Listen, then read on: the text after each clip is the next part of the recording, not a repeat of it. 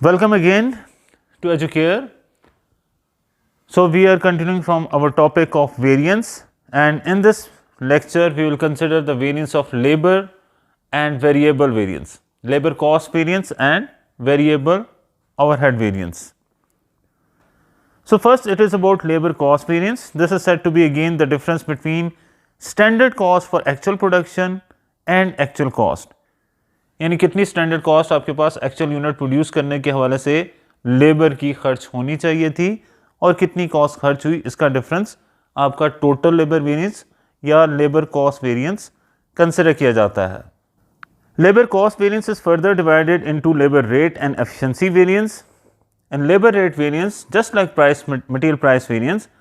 हमने ये कंसिडर करना है कि एक्चुअल आवर की पेमेंट अगर हम स्टैंडर्ड रेट पे करते तो कितनी पेमेंट करनी चाहिए थी और एक्चुअल आवर की पेमेंट एक्चुअल रेट पे हमने क्या की है, इसका डिफरेंस आपका लेबर रेट वेरिएंस आएगा. सो अगर स्टैंडर्ड रेट ग्रेटर था, एक्चुअल हमने कम रेट पे पेमेंट की, तो ये वेरिएंस आपका फेवरेबल होगा. स्टैंडर्ड रेट अगर ग्रेटर है यानी स्टैंडर्ड रेट फॉर एग्जांपल आपने लेबर के साथ जो पेमेंट करने का रेट तय किया है वो $10 है, बट इन एक्चुअल आपने $9 की पेमेंट की, तो ये आपके लिए वेरिएंस फेवरेबल होगा.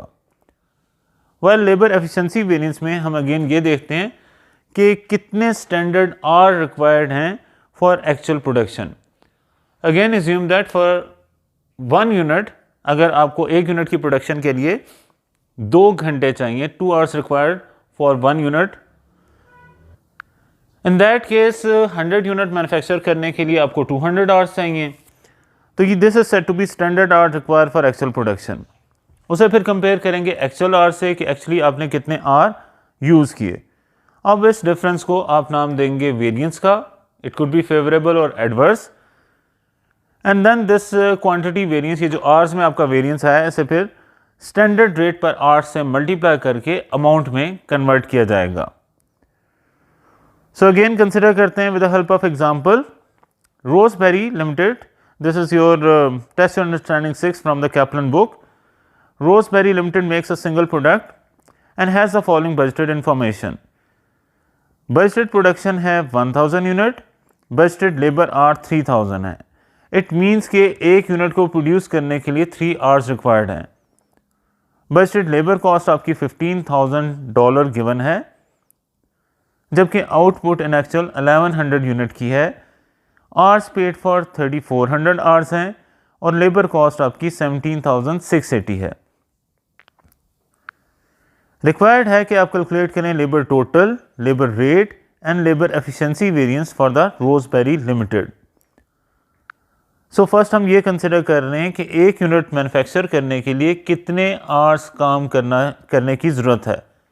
सो it is 3000 hours which are required for producing 1000 unit. So it means कि एक यूनिट को प्रोड्यूस करने के लिए 3 आवर्स रिक्वायर्ड हैं, राइट. ये एक इन्फॉर्मेशन आपने कंसिडर करनी है कि for 1 unit it requires 3 hours, कि 3 घंटे का काम किया जाए तब एक यूनिट मैन्युफैक्चर होता है. So first we have to calculate the labour cost variance which is again said to be difference between standard cost for actual production, कि कितनी स्टैंडर्ड कॉस्ट एक्चुअल प्रोडक्शन के लिए चाहिए थी और क्या एक्चुअल कॉस्ट खर्च की गई है, इन दोनों का डिफरेंस. तो इस क्वेश्चन में क्या स्टैंडर्ड कॉस्ट खर्च होनी चाहिए थी. If you divide 15,000 of total budgeted labour cost by 1000 units, you will get कि एक यूनिट मैन्युफैक्चर करने के लिए $15 की कॉस्ट खर्च हो रही है. बजट में या स्टैंडर्ड में एक यूनिट मैन्युफैक्चर करने की कॉस्ट $15 है. कैसे हमने फाइंड आउट की? बजटेड लेबर कॉस्ट को बजटेड प्रोडक्शन से डिवाइड करके. So this is the way you can calculate कि एक यूनिट प्रोड्यूस करने की स्टैंडर्ड कॉस्ट क्या है. And if you are producing 1100 units, in that case labour cost variance आपने कैलकुलेट करना है. अगर एक यूनिट प्रोड्यूस करने की कॉस्ट $15 है, तो what is the cost of producing 1100 units. तो 1100 यूनिट को $15 से मल्टीप्लाई कर दें, तो I think it will be 16,500 Yes, it is 16,500. So standard cost for producing 1100 unit is $16,500. But in actual, we have expended $17,680. The actual cost incurred is more than standard cost by 1180. Second हमने calculate करना है labour rate variance. Labour rate variance is said to be के actual hours जो payment की गई है, जो work हुए हैं, उनकी पेमेंट अगर स्टैंडर्ड रेट पे की जाती तो क्या पेमेंट की जानी चाहिए थी और क्या पेमेंट की गई है. इन actual the labour has work for 3400 hours और 3400 आवर्स की पेमेंट पर आवर की क्या पेमेंट बनती है. You have to calculate again this कि एक आवर की कितनी पेमेंट की जा रही है. So if the $15,000 is a total payment for working 3000 hours.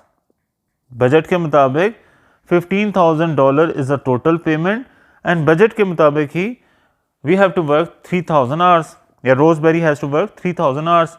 तो इट मीन्स कि फॉर 1 आवर $5 की पेमेंट की जा रही थी स्टैंडर्ड. सो 3400 आवर्स की पेमेंट स्टैंडर्ड रेट यानी $5 के हिसाब से अगर की जाती तो this will be I think so 17,000, but confirm कर लेते हैं. Right, it is $17,000. स्टैंडर्ड के हिसाब से एक यूनिट क्यू एक लेबर आवर काम करने की पेमेंट $5 पर आवर के हिसाब से की जा रही है. How this we have calculated कि बजटेड टोटल कॉस्ट को बजटेड नंबर ऑफ आवर्स से डिवाइड कर दिया. So in accordance with this 17,000 payment that should have been made, but in actual 17,680 की पेमेंट की गई. तो यहाँ पे 680 का एडवर्स वेरिएंस आ गया. Secondly labour efficiency variance. Labour efficiency variance में हमने ये कंसिडर करना है कि इन इफेक्ट हमने बनाए हैं 1100 यूनिट. 1100 यूनिट प्रोड्यूस करने के लिए स्टैंडर्ड के हिसाब से 3 आवर्स पर यूनिट के हिसाब से 3300 नंबर ऑफ आवर्स यूज़ होने चाहिए थे, क्योंकि ऊपर हमने कंसिडर किया है how to get this. If 3000 hours are required for 1000 unit of manufacturing then 3 hours is required for 1 unit. So इस हिसाब से 1100 यूनिट अगर हम मैन्युफैक्चर कर रहे हैं तो उसके लिए 3300 आवर्स काम करना चाहिए था, but actual hour worked are 3400. So ये 100 आवर्स का एडवर्स वेरिएंस आ गया. इसे आप फिर मल्टीप्लाई कर देंगे स्टैंडर्ड रेट से विच वॉज $5, तो 500 का आपका वेरिएंस एडवर्स आ जाएगा. So 500 plus 680 adverse variance in total 1180 है, जो कि आपके 1180 के लेबर कॉस्ट वेरिएंस के इक्वल है. So next is our variable overhead total variance, variable expenditure variance and variable efficiency variance. These are same like labor variance. Means variable total variance में हम difference consider करते हैं between standard variable overhead expenses और actual variable overhead expenses का. जबकि variable expenditure variance में हम again consider करेंगे कि actual hours की standard rate पे payment की जाती तो क्या payment करनी चाहिए थी और actual hour की actual rate पे क्या payment की गई है. जबकि वेरिएबल एफिशिएंसी वेरिएंस में again what are the standard are required for actual production और उसे फिर एक्चुअल आर जो यूज्ड किए गए हैं उससे कंपेयर किया जाता है एंड देन जो भी डिफरेंस है उसे स्टैंडर्ड रेट से मल्टीप्लाई कर देते हैं. So test your understanding 7. Here we have been given that budgeted output of Carey limited for May was 1000 unit. This is budgeted output of producted. Each unit required 2 direct labour hour. Variable overhead are budgeted at $3 per labour our. यहाँ पे आपके पास उन्होंने mention कर दिया कि एक labour our के हवाले से $3 के वेरिएबल एक्सपेंसेस खर्च हो रहे हैं. Output in actual is 900 unit. Labour hour worked are 1980 और वेरिएबल ओवरहेड आपके 5544 हैं। You have to calculate variable overhead total variance, expenditure variance and efficiency variance. So first अगर हम बात करें वेरिएबल टोटल कॉस्ट की कि कितनी आपके पास स्टैंडर्ड कॉस्ट खर्च होनी चाहिए थी, या हम बात करें कि वेरिएबल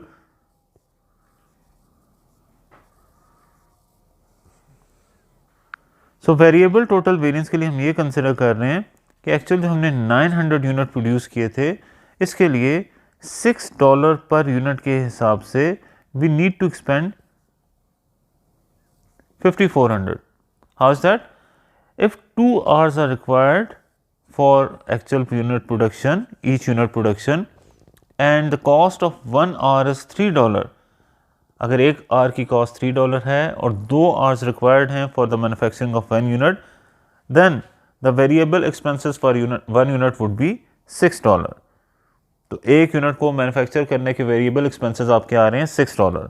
तो अगर आप 900 यूनिट प्रोड्यूस कर रहे हैं तो टोटल कॉस्ट आपकी जो स्टैंडर्ड कॉस्ट आनी चाहिए थी दैट इज़ 5400, जबकि एक्चुअल कॉस्ट जो आपकी खर्च हुई that is more than that, और ये जो एक्स्ट्रा कॉस्ट आपकी खर्च हुई है 144, that is said to be adverse variance. Second, हमने वेरिएबल एक्सपेंडिचर वेरिएंस कैलकुलेट करना है।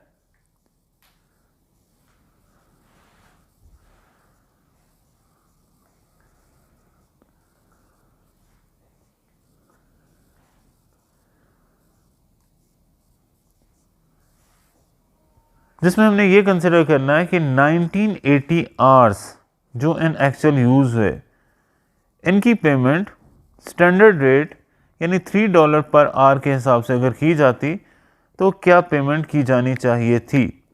1980 multiply by 3, so it should be 5940, जबकि एक्चुअल पेमेंट कितनी की गई, that was 5544, so less payment की गई, so it is positive variance of 396 और फेवरेबल वेरिएंस। अगेन अगर एक्चुअल यूनिट की प्रोडक्शन के लिए 1980 आवर्स काम किए गए, एक आवर काम करने पे आपके वेरिएबल एक्सपेंसेस $3 आते हैं, तो 1980 आवर्स काम करने पे ये एक्सपेंसेस 5940 होने चाहिए थे, बट इनफैक्ट दे वर 5544, सो 396 का फेवरेबल वेरिएंस आ गया। जबकि वेरिएबल एफिशिएंसी वेरिएंस में हमें ये कंसिडर करना है कि आपके पास 900 यूनिट प्रोड्यूस करने के लिए कितने घंटे काम करना चाहिए था। For 1 unit it required 2 hours, तो इस सूरत में 900 यूनिट के लिए जो टोटल आवर्स काम करना चाहिए था दैट इज 1800 आवर्स। एक्चुअल में 1980 आवर्स काम किया गया, 180 आवर्स का एडवर्स वेरिएंस आ गया, और इसे अमाउंट में कन्वर्ट करने के लिए स्टैंडर्ड रेट यानी $3 से मल्टीप्लाई करेंगे और आपका ये 540 का एडवर्स वेरिएंस आ जाएगा। सो 540 के एडवर्स वेरिएंस में से 396 का फेवरेबल वेरिएंस नेट ऑफ कर दें तो ये 144 का ही आपका एडवर्स वेरिएंस आ जाता है। So variable expenditure variance is 396 favourable, variable efficiency variance is 540 adverse, net off करें तो ये 144 का टोटल वेरिएंस एडवर्स आ जाता है जो हमने एज इट इज कैलकुलेट किया था। So this is about labor cost variance and variable overhead variance, total variable overhead variance. In the next lecture, we will consider the most important fixed overhead variance under marginal costing as well as under absorption costing.